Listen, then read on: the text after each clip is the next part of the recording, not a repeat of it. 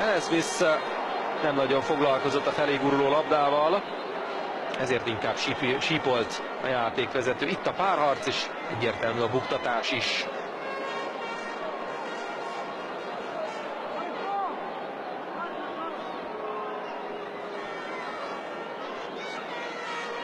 Na, hogy Cristiano Ronaldo áll oda, már elkezdik a vakukat élesíteni.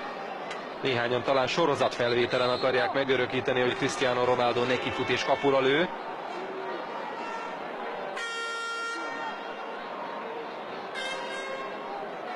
Scholes és Gary Neville alig, ha nem csak statisztál ehhez.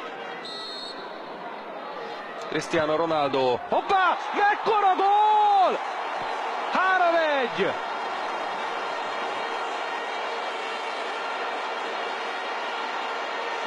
Ez nem csak gála meccsen ment volna be. Ez fantasztikusan eltalálta ez a srác. Mert hogy az, bármekkora világklasszis is már ilyen fiatalon.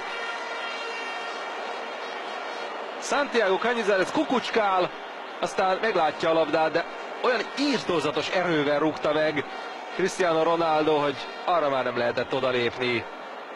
3-1. Igen, ezt tudom.